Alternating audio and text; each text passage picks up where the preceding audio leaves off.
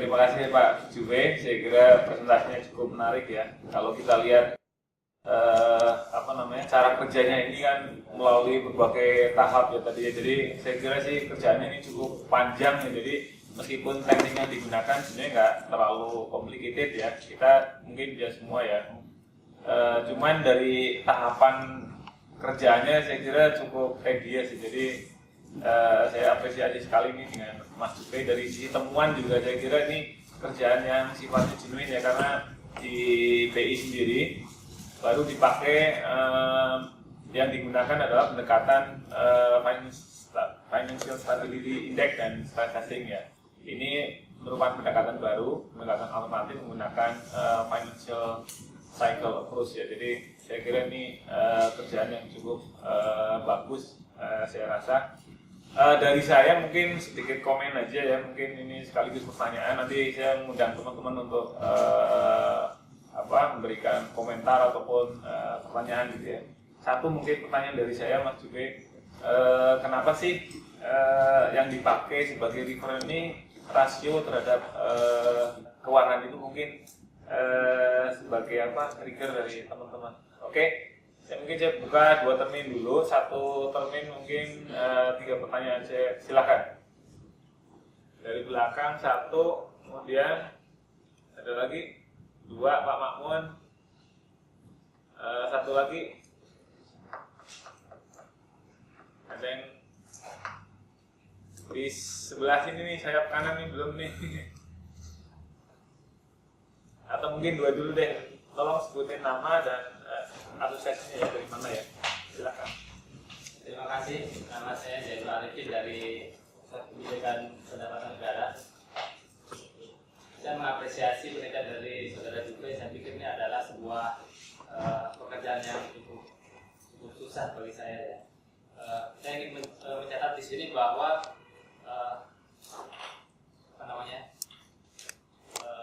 kejadian-kejadian yang telah diprediksi dalam paper Mas Juve adalah kejadian-kejadian yang sudah terjadi tahun 2001, 2005, 2007, dan 2008 ya. Dan ketika belajar dari hal yang sudah terjadi, umumnya orang jadi mengerti apa yang kesalahannya itu apa, karena sudah dilewati gitu ya. Nah, itu yang menjadi kritikan di banyak textbook di ekonomi ya, bahwa pada saat krisis itu seringkali para ekonomi itu tidak sadar ketika mereka sedang dalam krisis. Dan ketika mereka dalam krisis, mereka tidak bersepakat bagaimana menyelesaikan krisis itu. Dan tiba-tiba mereka sadar bahwa ternyata krisisnya sudah selesai. Begitu. Itu menjadi kritikan dalam textbook ekonomi makro. Nah, seperti yang telah tadi saya bilang bahwa krisis-krisis yang terjadi 2001 atau 2007 itu ternyata bentuknya lain dari krisis-krisis yang sebelumnya, sehingga tidak diperkirakan. Krisis 2007 yang berupa krisis likuiditas terutama sangat berbeda dengan krisis tahun 30 atau krisis dotcom tahun 2001 ya. Nah, yang ingin saya tanyakan adalah seberapa yakin saudara menggunakan model ini, terutama kalau saya lihat bahwa yang tadi digunakan adalah data yang sifatnya quarterly yang di-breakdown ke dalam diinterpolasi ke dalam bulanan ya.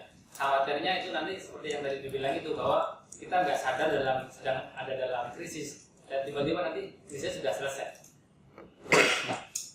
Oke, kita kumpulin dulu ya. Pak Mamun, Pak, silakan. Pertama, dampak kalau perubahan di global itu di sini, ini kan data semua yang dipakai kan hanya nasional ya, Pak ini ya.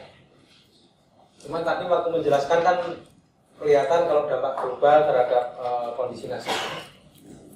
Ini menurut saya akan lebih sempurna lagi model ini kalau pertama memasukkan kondisi global yang akan berdampak terhadap kondisi makro Indonesia. Kemudian yang kedua, itu kan setiap ada gejolak krisis di global itu kan tentu pemerintah melakukan banyak respon, baik dari sisi fiskal maupun dari sisi moneter. Nah, kalau misalkan dampak dari kebijakan fiskal dan moneter itu bisa masukkan dalam model ini, mungkin akan kelihatan lebih bagus lagi hasilnya. Kira-kira itu ya, Pak. Oke, silakan. Oh, satu lagi ya. Saya ingin tahu dari Pak Juve apakah sudah tercapai risetnya Pak Joko itu terkait dengan nilai tukar dengan kredit yang sekarang. Berapa nilai tukar yang bisa kita toleransi sehingga mempengaruhi kepada nilai tukar kredit, berapa yang bisa kita toleransi sehingga tidak menimbulkan krisis. Kenapa menggunakan rasio kredit to GDP? Ini sebenarnya saya bukan ahli bidang sektor keuangan ya. Jadi, berdasarkan beberapa literatur yang ada, yang tadi sempat saya paparkan itu, mereka menunjukkan bahwa rasio kredit to GDP ini memang cocok untuk menggambarkan bagaimana terjadinya stabilitas di sektor keuangan. Nah, kenapa kredit to GDP? Tentunya mungkin beberapa bulan ini sempat banyak cerita bagaimana utang luar negeri swasta kita sedang meningkat. Nah, itu kenapa menjadi perhatian pemerintah, karena itu bentuknya kan dalam bentuk dolar ya, karena mereka berutang keluar. Nah, kalau jatuh tempo utangnya sudah dekat, pasti akan terjadi permintaan dolar yang cukup banyak. Nah, itu pasti akan mengganggu, kurang lebih ditanyakan saja kan, mengganggu nilai tukar dari rupiah. Nah, nilai tukar rupiah terganggu, itu bisa jadi terjadi depresiasi dan mungkin menyebabkan krisis yang betul dan akhir-akhirnya adalah stabilitas di sektor keuangan itu menjadi terganggu. Nah, itu mungkin beberapa alasan mengapa beberapa penelitian juga menyarankan untuk menggunakan data utang.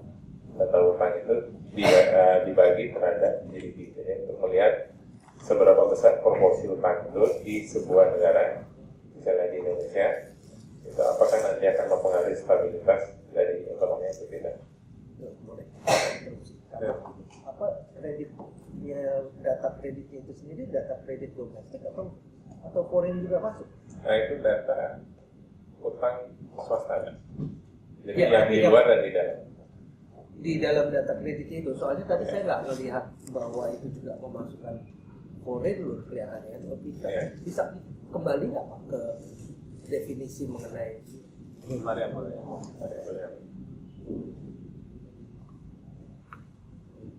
kredit gapnya itu? Iya udah, kalau itu memang memasukkan kalau gitu. Jadi yang dipakai itu yang digunakan adalah data utang swastanya. Jadi dalam peraturan kredit ya. Termasuk juga Ya. dari BIS itu. Ya, dari bisnis. Dari Sepertinya total mereka utang di domestik dan di luar negeri.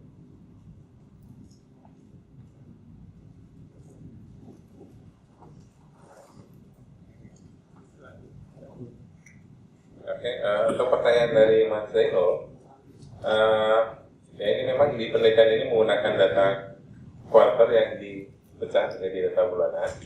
Itu terutama karena tujuannya adalah karena ini sebuah early warning system, harusnya data bulanan itu tiap kali rilis itu bisa lebih cepat ketimbang data kuartal. Tapi kelemahannya adalah karena kita memprediksi data kuartal jadi bulanan, mungkin karakteristiknya mungkin berubah ya. Nah, tapi kalau penelitian selanjutnya kita menggunakan data kuartal itu juga dimungkinkan karena ada algoritma selain Brayboson tadi untuk menghitung data bulanan, dia bisa digunakan untuk data kuartal, tapi bukan Brayboson namanya. Saya lupa nama algoritmanya, tapi ada algoritma untuk menghitung puncak dan lembah untuk data kuartal. Jadi bisa diperluas juga dengan menggunakan data kuartal. Jadi cuma di Indonesia kan kita masalah utamanya adalah keterbatasan data. Jadi misalnya saya gunakan nih dari data 2000 sampai 2014, kalau bulanan berarti saya punya sekitar 12 kali 14. Nah kalau berdata quarterly saya cuma punya 4 kali 14. Jadi, masalah data sih terutama itu sebabnya mengapa saya memecah data kuartal menjadi data bulanan supaya saya memiliki cukup banyak data untuk diproses. Kalau seberapa yakin saya dengan model ini, nah pada saat saya mendapatkan hasil kredit gap tadi, itu saya sudah cukup senang karena memiliki beberapa kemiripan dengan Financial Stability Index yang dibuat oleh BI. Misalnya di tahun 2005 itu sama-sama meningkat, 2008 juga sama-sama meningkat, tapi sayangnya di 2012 punya saya naik, punya BI masih kayaknya kalau nggak kuning mendekati hijau. Perbedaannya di 2012. Tapi saya lagi menunggu yang rilisnya BI untuk Financial Stability Index yang tahun 2015 ini. apakah mereka meningkat atau tidak di April 2014. Kalau di sini kan penelitiannya memprediksi April 2014 itu terjadi peningkatan risiko sistemik di sepak bola.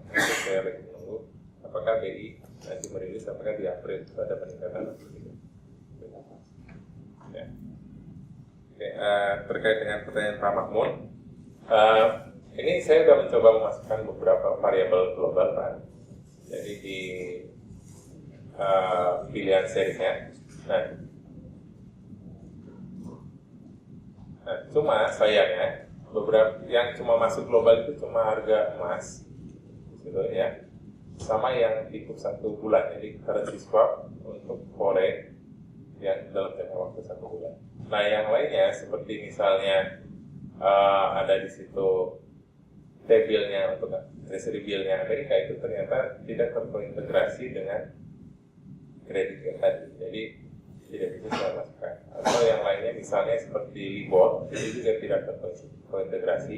SIBOR yang Singapura juga tidak terintegrasi.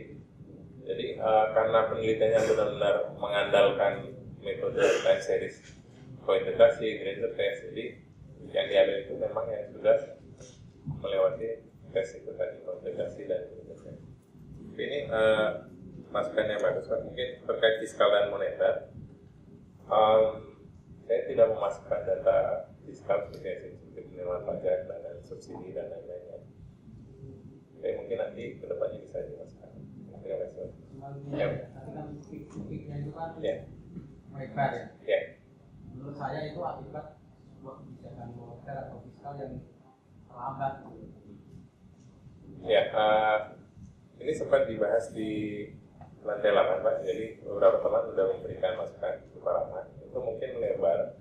Itu karena memang GDP kita sedang turun pada saat itu.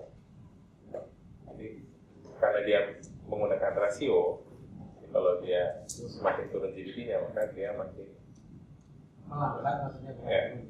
Pertumbuhannya melambat. pertumbuhannya melambat, jadi ya makin lebar ini. Nah, untuk Pak Siagian terkait dengan berapa nilai tukar yang maksimal, sayangnya di penelitian ini saya tidak ke arah sana. Dan sayangnya juga, Pak, di sini exchange rate itu dia malah jadi coincidence, artinya exchange rate itu bergerak setelah terjadinya krisis. Risiko sistemiknya udah naik, baru exchange rate-nya ikut naik.